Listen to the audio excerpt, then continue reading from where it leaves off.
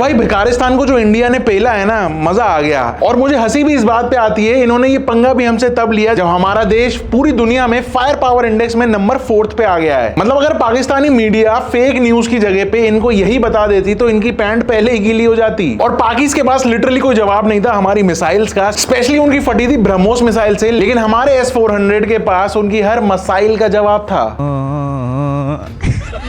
लेकिन हमारे पास सिर्फ S-400 नहीं बल्कि हमारा अपना खुद का बनाया हुआ आकाश तीर भी है, जिसपे हमको और ज्यादा प्राउड होना चाहिए। इस वीडियो के अंदर ऐसे ही और वॉर टेक के बारे में बात करेंगे जो इंडिया को आज इस मुकाम पे लेके आ गया है कि बाकी के सारे देश लाइन में खड़े हुए हैं यहां से डिफेंस के मटेरियल्स खरीदने के लिए। 70% बिजली का निजाम हैक कर लिया आपने, वहाँ की जो मेन वेबसाइट्स हैं वो हैक कर ली। इससे ज्यादा आप उनसे और क्या एक्सपेक्ट करते हैं? टेक्नोलॉजी में हम सलाम है सबको। हम कितने टेक्नोलॉजी में एडवांस है हमें नहीं पता।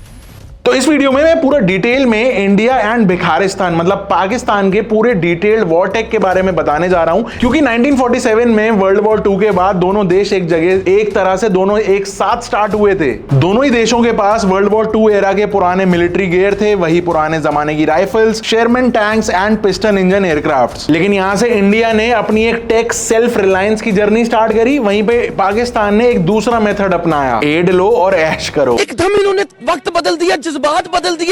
बात स्टार्ट करते हैं 1950s एंड 60s की, जहां पे इंफ्रास्ट्रक्चर एंड विजन का बहुत मेजर सीन निकल के आया। इंडिया ने 1958 में DRDO को एस्टैब्लिश किया, HAL को रिवाइव किया और डिफेंस R&D के लिए डेडिकेटेड लैब्स एंड फैक्ट्रीज बनानी शुरू करी। बेसिकली ये वो ग्राउंड वर्क था जिससे बाद में tanks, military aircraft and missiles design start होने लगे। यूके के साथ मिलकर विजयंता MBT यानी मेन बैटल टैंक डेवलप किया गया ताकि इंडियन एयर आर्मी के लिए इंडिजिनियस टैंक मैन्युफैक्चरिंग स्टार्ट हो सके। साथ ही USSR के साथ कोलैबोरेशन से इंडिया ने MiG-21 सुपरसोनिक फ्लाइट जेट्स का लाइसेंस प्रोडक्शन स्टार्ट किया, जो पूरे एशिया में पहला ऐसा एग्जांपल बना। ये सब तब हो रहा था जब India already food shortage and economic struggle से जूझ रहा था। एंड भिखारिस्तान ने इस टाइम पे DRDO जैसा कुछ बनाया नहीं, HAL जैसी मैन्युफैक्चरिंग यूनिट्स का नाम भी नहीं सुना। बस US के सीएटो एंड सेंटो से F-86 sabres, Patton tanks and saboteurs free में मिले, लेकिन इनका R&D जीरो। मैं सोच रहा हूं इनके पास जब R&D का कोई सिस्टम ही नहीं था तो ये लोग अपने इक्विपमेंट्स रिपेयर कैसे करते होंगे।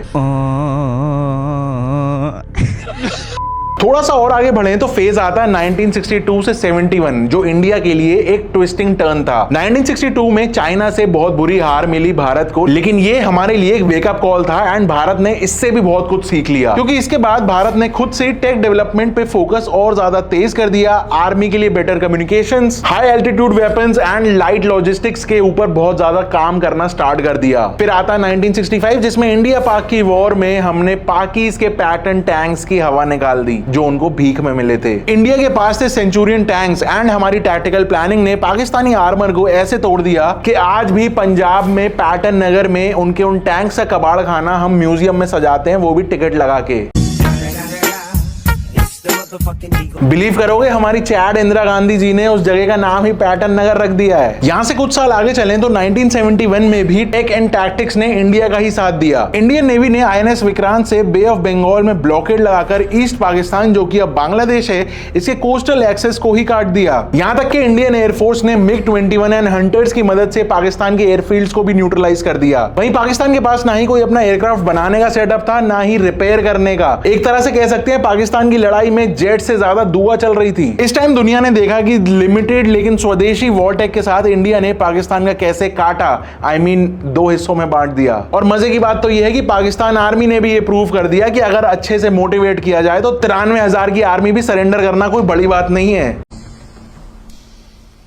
एंड जब इनकी फौज ने सरेंडर किया तो इनको मिल गया एक वर्ल्ड रिकॉर्ड, एंड ये रिकॉर्ड आप बिलीव नहीं करोगे आज तक नहीं टूटा है। इसके बाद टाइम आता है 1974, जो इंडिया के लिए एक न्यूक्लियर लीप बना। हमारी वॉरटेक जर्नी का ना सबसे बड़ा माइलस्टोन था ये 1974 year, operation smiling Buddha. Pokhran में किया गया ये न्यूक्लियर टेस्ट इंडिया का पहला सक्सेसफुल डेमोन्स्ट्रेशन था कि हम खुद के दम पर ही एक nuclear weapon programme run, test and field भी कर सकते हैं। Plutonium implosion device, BARC, DRDO और एटॉमिक एनर्जी कमीशन के साइंटिस्ट साइंटिस्ट ने मिलकर बनाया। मैं फिर से बता दूं, ये कोई इंपोर्टेड ब्लूप्रिंट नहीं था, हमने खुद से डिजाइन किया एंड खुद से ही एग्जीक्यूट भी किया। हमारे इस न्यूक्लियर टेस्ट के बाद पाकिस्तान तुरंत पैनिक मोड में आ गया और न्यूक्लियर रेस में जंप मार दी। लेकिन उनका अप्रोच वही पुराना जुगाड़ लगा के शॉर्टकट लगाना, जो इनसे तब भी नहीं हो पा रहा। डॉक्टर AQ खान ने सेंट्रीफ्यूग डिजाइन नेदरलैंड से चुरा लिया और नॉर्थ कोरिया और चाइना से टेक्नोलॉजी और पार्ट्स मंगा लिए, मतलब इंपोर्ट किया और वही मतलब ठप्पा लगा लगा के काम चलाना है। एंड इसका रिजल्ट पाकिस्तान का न्यूक्लियर प्रोग्राम ब्लैक मार्केट का फ्रैंकेनस्टाइन बन गया। चोरी का tech, smuggled components and zero safety standards. Bomb बनाया तो सही, लेकिन ब्लूप्रिंट भी ओरिजिनल नहीं था। इसके बाद थोड़ा सा फास्ट फॉरवर्ड चलते हैं 1983 से 90 वाले पीरियड में, जिसमें मिसाइल टेक के अंदर हमको एक लीप फॉरवर्ड मिला। इंडिया ने 1983 में एक प्रोग्राम लॉन्च किया, integrated guided missile development programme यानी IGMPD। इसमें शामिल थे काफी सारे मिसाइल प्रोग्राम्स। पृथ्वी जो कि एक शॉर्ट रेंज बैलिस्टिक मिसाइल है, Agni medium to long range ballistic missile, Akash जो कि एक सरफेस टू एयर मिसाइल है, त्रिशूल जो कि एक शॉर्ट रेंज SAM है, एंड नाग एक एंटी टैंक मिसाइल। ये सारे के सारे मिसाइल डिजाइंस DRDO ने डिजाइन करे, वैलिडेट करे, टेस्ट करे, और ये कोई पेपर पे प्रोजेक्ट नहीं था, रियल लॉन्च एंड ट्रायल्स हुए। लेकिन दूसरी तरफ बिखारिस्तान 80s में उनका मिसाइल प्रोग्राम पेपर पे भी नहीं था। जब इंडिया अपनी बैलिस्टिक मिसाइल की रेंज इंक्रीज कर रहा था, तब पाकिस्तान नॉर्थ कोरिया से नोडोंग बेस्ड मिसाइल्स इंपोर्ट करके अपना नाम चिपका रहा था। आगे बढ़ते हैं तो 1991 से लेके 2010 तक इंडिया के लिए एक इकोनॉमिक क्राइसिस था, लेकिन उसमें भी इंडिया ने डिफेंस के लिए जो R&D है उसके बजट पे कोई हाथ नहीं रोका। इसका सबसे बड़ा प्रूफ था पोखरान 2 न्यूक्लियर टेस्ट, जिसमें इंडिया ने थर्मोन्यूक्लियर टेस्ट भी किया। इसके बाद पूरी दुनिया स्पेशली अमेरिका की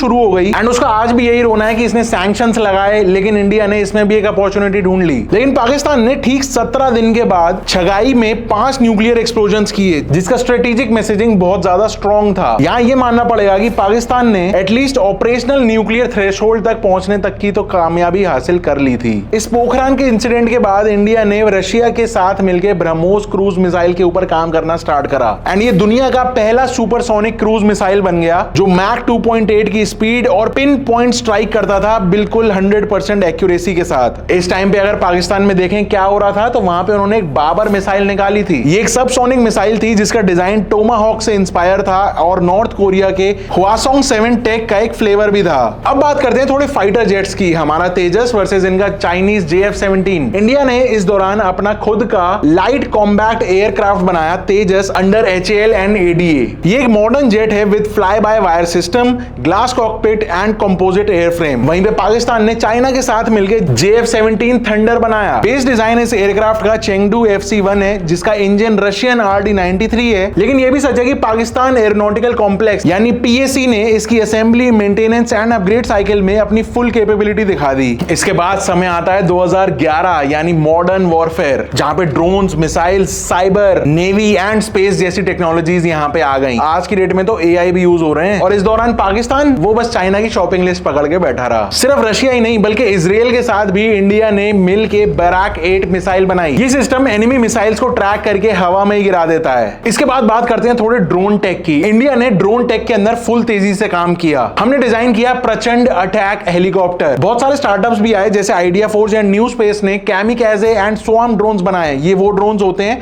जो टारगेट के ऊपर मंडराते रहते हैं एंड एग्जैक्ट पॉइंट पे ब्लास्ट करते हैं। इसके बाद थोड़ा नेवी की तरफ डालें तो इंडिया ने अपना पहला खुद का डिजाइन बना हुआ aircraft carrier INS Vikrant commission किया, जो 100% इंडिया में बना है। रिसेंटली वॉर के टाइम पे कराची की छाती पे खड़े हो गया एंड यकीन मानना अगर उसे फुल छूट दे दी जाती ना, तो कराची को कराची बेकरी बना के छोड़ता। इसके अलावा INS अरिहंत एक न्यूक्लियर पावर्ड सबमरीन भी फील्ड में आई। ये दोनों ही इंडिया को एक सुपर पावर लीग में ले जाके खड़ी कर देती हैं। साथ ही इंडियन नेवी ने US से MH-60 रोमियो हेलीकॉप्टर्स भी लिए, जो कि फुल्ली लोडेड है modern sensors and anti submarine weapons के साथ। अब पाकिस्तान की तरफ बात करें तो पाकिस्तान नेवी ने चाइना से कुछ टाइप 54A फ्राइगेट्स लिए और टर्की से कॉर्वेट्स बनवाए। समुद्र में उनकी ताकत इंडिया के सामने आज भी वैसी है जैसे पानी में एक कागज का जहाज। खैर 2024 के एंड तक इंडिया के डिफेंस एक्सपोर्ट्स 21,000 करोड़ रुपीस को क्रॉस कर चुके हैं। And now coming to current affair, यानी 2025 के ऑपरेशन सिंदूर में पाकिस्तान की पिटाई देखने के बाद इंडिया के डिफेंस बजट्स और ज्यादा स्पाइक किए हैं। And not just that, India के डिफेंस प्रोडक्ट्स के लिए दुनिया लाइन में खड़ी है। एंड ओवरऑल दुनिया के 80 प्लस कंट्रीज को इंडिया यहाँ पे वेपन्स एंड सिस्टम्स बेच रही है। लेकिन पाकिस्तान के पास डिफेंस के लिए तो कुछ है ही नहीं। अटैक टीम में 2-3 मिसाइलें हैं जैसे फतेह, शाहीन, बाबर। लेकिन एक सेकेंड, इनके पास क्रिकेट में भी तो शाहीन और बाबर हैं। क्या फायदा, दोनों ही टीम पेली जाती हैं। सपना टूटा है तो दिल कभी जलता है, हाँ थोड़ा दर्द हुआ पर चलता है।